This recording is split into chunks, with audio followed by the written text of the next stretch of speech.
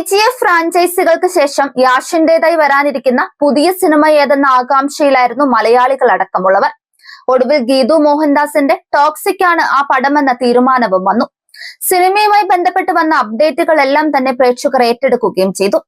ഇപ്പോഴിതാ കഴിഞ്ഞ ദിവസം പുറത്തു വന്ന ചിത്രത്തിന്റെ ടീസറാണ് ചർച്ചാ വിഷയമായിരിക്കുന്നത്. യാഷിന്റെ പിറന്നാളിനോടനുബന്ധിച്ചായിരുന്നു ടോക്സിക്കിന്റെ ടീസർ റിലീസ് ചെയ്തത്. മാസും ആക്ഷനും അശ്ലീലതയും എല്ലാം നിറഞ്ഞതായിരുന്നു ടീസർ. പിന്നാലെ വിമർശനവും വന്നു.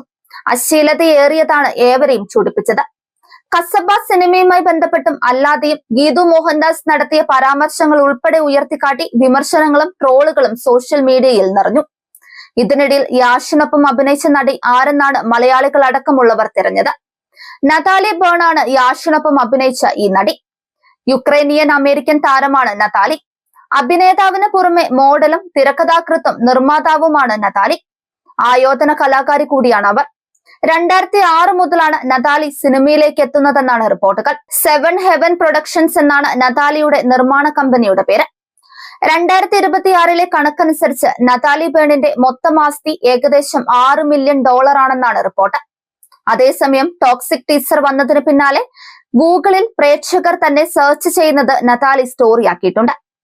ഇന്ത്യൻ മാധ്യമങ്ങളിൽ വന്ന വാർത്തകളും താരം പങ്കുവച്ചു കഴിഞ്ഞു.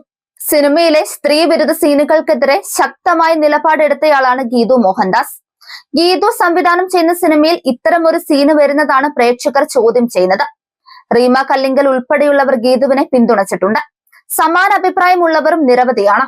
എന്നാൽ നേരത്തെ പൃഥ്വിരാജിന്റെ ലൂസിഫർ എന്ന സിനിമയിൽ ഐറ്റം ഡാൻസ് ഉണ്ടായതിന്റെ പേരിൽ പൃഥ്വിരാജിനെ വിമർശിച്ചവരും ഏറെയാണ്. പൃഥ്വിരാജ് സ്ത്രീ വിരുദ്ധനാണെന്നും നിലപാടുകളിൽ ഇരട്ടത്താപ്പുണ്ടെന്നും വിമർശനങ്ങൾ ഉയർന്നു. നടി പാർവതി തിരുവോത്തിനോടും സോഷ്യൽ മീഡിയയിൽ ചോദ്യങ്ങൾ ഉയർന്നുണ്ട്. അനിമൽ, അർജുൻ റെഡ്ഡി തുടങ്ങിയ സിനിമകൾക്കെതിരെ സ്ത്രീ വിരുദ്ധതയെന്ന വിമർശനം ഉന്നയിച്ചയാളാണ് പാർവതി തിരുവോത്ത്. എന്നാൽ ഗീതുവിനെതിരെ വിമർശനം ഉന്നയിക്കുന്നില്ലേ എന്നാണ് റെഡ്ഡിത്തിൽ ഉയരുന്ന പ്രധാനപ്പെട്ട ചോദ്യങ്ങളിലൊന്ന്.